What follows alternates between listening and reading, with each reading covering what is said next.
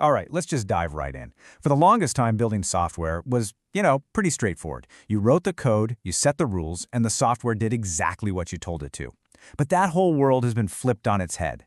Now we're building products that can actually think, and that's completely changing the game for anyone who manages and builds them. So, this slide really gets to the heart of the matter. On the left, you've got your traditional software. It's deterministic. Think of it like a simple calculator. You put in 2 plus 2, it's going to give you 4, every single time. Predictable, right? But on the right, you've got AI, and that's probabilistic. It's kind of like a world-class chef. You give it the same ingredients, and it might cook you a masterpiece, but it could be slightly different each time. It's incredibly powerful, sure, but it's not always predictable. And that leads us to the big central question here. What do you do when the product you're managing can improvise, when it can make its own judgments and, sometimes get things wrong in very, very human-like ways? How do you steer it to solve real problems for people without accidentally creating a whole bunch of new ones? To navigate this completely new world, product managers need a whole new set of tools. Seriously, you can think of it like essential gear for an explorer who's charting a completely unknown territory. And if you're a PM or you're hoping to become one, these are the skills you absolutely have to master. It's about survival. Okay, so this is absolutely crucial. It's a new concept called model product fit. Now, we've all heard of product market fit a million times, right? Does your product solve a real need in the market? But with AI, there's this whole other layer you have to worry about. Does the AI model itself actually solve the user's problem? Is it fast enough? Is it accurate enough? And maybe the most important one, is it cheap enough to actually run at scale? If you get a no on any of those, your product is basically dead in the water before it even launches. And this, right here, perfectly illustrates the new dual life of an AI product manager. You're literally managing 2 different roadmaps at the same time. You've got the familiar product roadmap, the UI, the user-facing features, but then you have this whole other thing, the model roadmap. That's all about getting the right data, fine-tuning the AI's brain, and even maintaining its memory, or vector stores, so it can find stuff quickly. You're not just managing static lines of code anymore, you're nurturing a living, learning system. And get this is wild. The very instructions you give the AI, the prompts, are now a formal part of the product requirements document. The art of asking the AI the right question, in just the right way, has become a core engineering task. It's not just a feature anymore, it's baked into the product's foundation.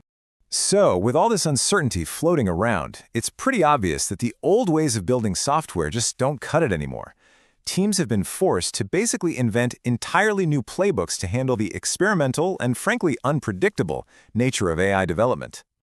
So one of the most successful new approaches is something called dual-track agile. You basically split your work into 2 separate streams. First, you have the science phase. This is pure R&D. Can we even make a model do this?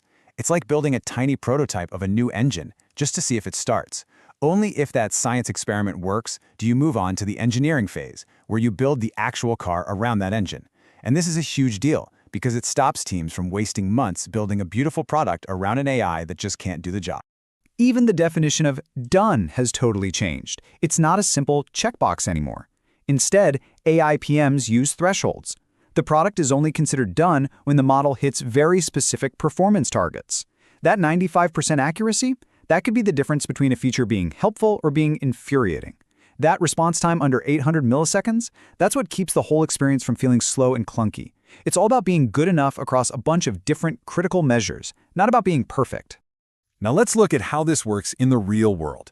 To roll out AI to its thousands and thousands of enterprise customers, Salesforce built something called a well-architected framework. Now this isn't just about shipping features, it's a whole blueprint built on 3 core ideas, making sure the AI is trusted, easy to use, and adaptable. And it's disciplined frameworks like this that make the big success stories possible. All right, enough theory. Let's see how these ideas actually play out in the wild. We're going to look at some absolutely amazing successes and one really important cautionary tale that, frankly, every single person in product needs to hear. Just look at this number. At the Mayo Clinic, they built an AI system to detect sepsis, which is a super life-threatening condition. The result? An 18.2% relative drop in people dying from it. This isn't about optimizing ad clicks. This is AI literally saving lives. And here's the how, which is just as incredible. The AI could spot the faint, early signs of sepsis almost 6 hours earlier than the traditional methods. And with a condition like sepsis where every single hour matters, that is an absolute game changer. It creates this critical window for doctors to get in there and act. Now, let's switch gears over to fintech. The digital bank Revolut used an AI to figure out when a customer was being actively manipulated by a scammer during a transaction. The result was a 30% drop in fraud losses. What's so clever is that the AI doesn't just block the payment, it steps in to break that psychological spell the scammer has on the person. But it's not always a simple success story. In the case of the shopping app, Klarna offers a huge lesson. They replaced hundreds of their customer service agents with an AI chatbot, and when they first rolled it out, the numbers looked absolutely incredible. I mean, just look at this. On paper, it's a home run. Resolution times? They plummeted. The AI was handling millions of conversations like a champ. And the company was projected to save $40 million a year. If you're looking at this from a pure efficiency standpoint, you're probably popping the champagne. But then, the other data started to roll in. Yeah, the AI was closing tickets, but customers were getting more and more frustrated. Customer satisfaction scores started to dip, and their net promoter score, which is basically how likely your customers are to recommend you, it started to tank. Turns out, the AI was super efficient, but it had zero empathy for complex human problems. And this right here, this is the hard lesson from that whole experience. You cannot ever chase efficiency while ignoring quality and trust, because that dollar you save on a support ticket today is completely worthless if you lose that customer's trust for life. It's a balancing act, and it's one of the hardest parts of this job. So as we look ahead, we have to be honest about the very real dangers here. This last part is all about the guardrails we have to build and how this role of the product manager is about to evolve again. Let this number sink in for a second. 95%. That's not a typo. An estimated 95% of all AI pilot projects fail. They never make it into a real live product.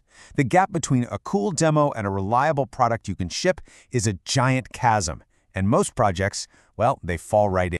And when these projects fail, they can fail spectacularly.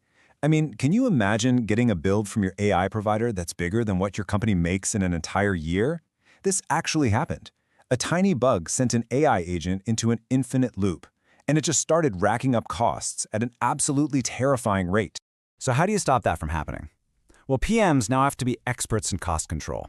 You have to do things like model routing, where simple questions go to a cheap, fast AI, and only the really hard ones go to the expensive, powerful model. Things like caching answers to common questions and being super careful about how much data you send. These aren't just minor engineering details anymore. They are critical product features. And if we look even further down the road, the vision goes way beyond just single AI features. We're heading toward what some people are calling the agentic enterprise. Think of it less like a single tool and more like a digital assembly line. You'll have teams of specialized AI agents, one that codes, one that reviews the code, one that checks for security, all working together to get a project done. Which leaves us with one final, kind of mind-bending thought to chew on. The job of a product manager has already evolved from managing software to managing a thinking product. So, what's the next logical step? If today's PMs are taming the thinking machine, is it possible that tomorrow's PMs will find themselves managing entire digital workforces?